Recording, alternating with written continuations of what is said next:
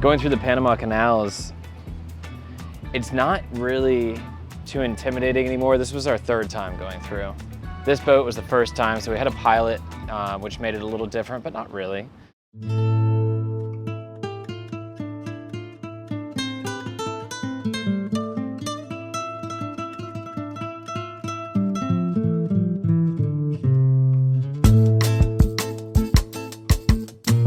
We just got past the Bridge of the Americas, and now we're just waiting for the ship that we're going to be going through the locks with.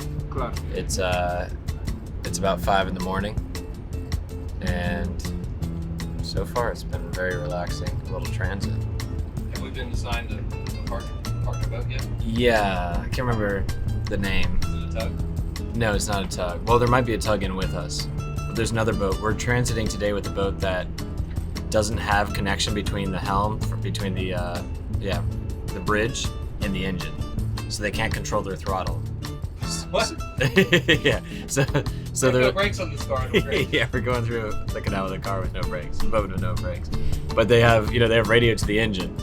So that's what he was saying. They're only allowed to transit because they have this limited ability. They're only allowed to transit during the daytime. We picked up our pilot right on time, still dark in the morning. Ended up being a really nice guy. We had two of them. So the first one's name was Jose, or Joe, and ended up just being a super nice guy. My name is Jose Herbert. I'm a Panama Canal pilot. Here in Panama, many jobs or many positions are tied to the Panama Canal. One of the things that I like the most of being a Panama Canal pilot is that we get to know or to meet new people from different nationalities and to maneuver different kinds of ships every day. Yeah, we had to wait for a while that morning just because the fog was pretty bad. So you get hurry up, get up early, and then just we ended up floating in. It was kind of cool, in an industrial area in the canal zone, further under the Bridge of America, and just floating and drinking coffee and talking about random stuff. And it's a nice morning. And finally, we worked our way to the first set of locks. Going through the Panama Canal this time was a little bit stressful.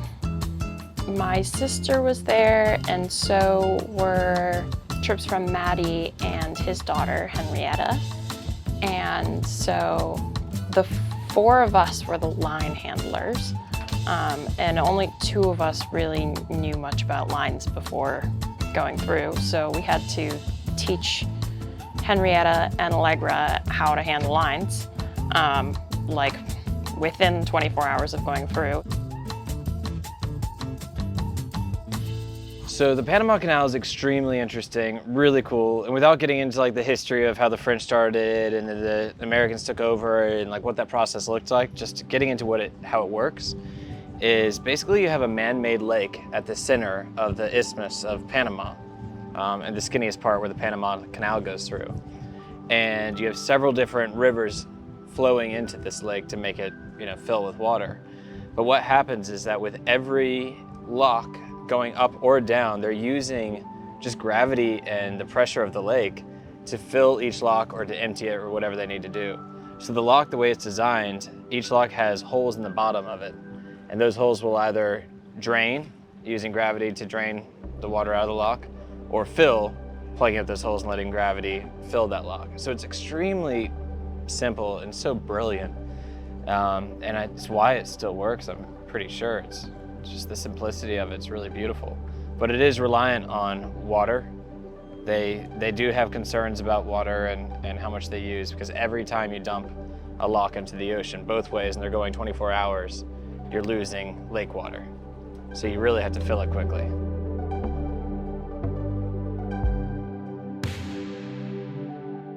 So we are waiting out the fog. This morning we were told that there's a little bit of fog out there, and we can see it ahead of us now. The bridge ahead of us was invisible before, but now it's starting to clear. So we're just waiting. We've been through 2 locks and we have 1 more to go before Gutan. So I don't know, I think we'll be here for 40 minutes or so, and then hopefully traffic starts back up and we'll get going. But right now we have the engine off and we're just tied to a peppermint mooring here in the lake. One thing that's super interesting is that Panama is jungle. It's a wild tropical jungle that is pretty untamed. And so to be going through the canal and seeing that, and you see like rare eagles and tropical birds and crocodiles and monkeys that you can see in the trees or here in the woods, and you just realize you're going through the middle of the jungle. And it's cool to see the juxtaposition of this very, very, very key industrial part of the world economy sliding through pure wilderness. It wasn't until like halfway through the day, maybe 2 or 3 in the afternoon, so maybe a little bit longer through the day, that we realized that we were taking on water very quickly and significantly, and realized that our float switch for our bilge pump also wasn't working in the area that we were taking on water. You know, you don't want to be taking on water in the middle of the Panama Canal.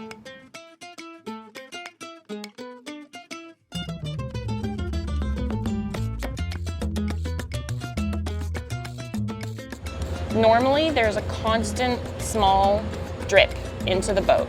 And so there's an area at the bottom of the boat called the bilge that, you know, very, very slowly accumulates water, and you just pump it out, and it's no big deal.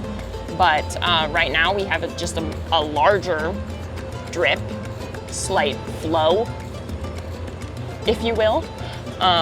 So yeah, we just have to constantly be pumping out that water. Because if the water gets too high, then we'll have the high water alarm, and then, you know, if the water gets too high and we get too weighted down, we could, you know, not have as much engine power. And you know, nobody wants to sink, and especially here. That would be bad. That would be a very, very expensive problem for the world. So yeah, let's not do that. And so we ended up taking an emergency bilge pump and sticking that in the bilge, routing a hose out one of our port lights, out one of the windows of the side of the boat. And Allegra, Kira's sister, ended up just down there the entire time with her finger on the bilge pump switch because the float switch wasn't working. How you doing down here, Allegra? Good. It's a little hot and sweaty, but someone's gotta pump the bilge, you know? Make sure we don't sink. And it was a little nerve-wracking, but it was okay. At one point, I did tell our pilot, I was like, hey, maybe we have this issue, maybe we should stay here. And he kind of just said, are you sure? Basically said, don't do that. And so we left the mooring that we were waiting on and continued on through the last set of locks on Gatun. So it's Gatun Lake is the lake in between. It's a man-made lake. And the last set of locks, if you're going towards the Caribbean, are called the Gatun locks. And those lead you down 3 locks into the Atlantic Ocean.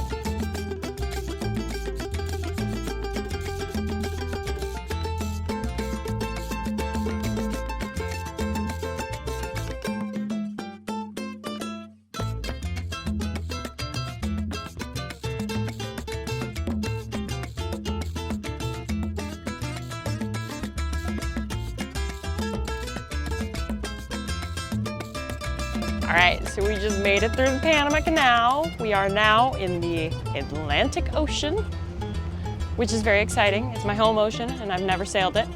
So this is great. It's home.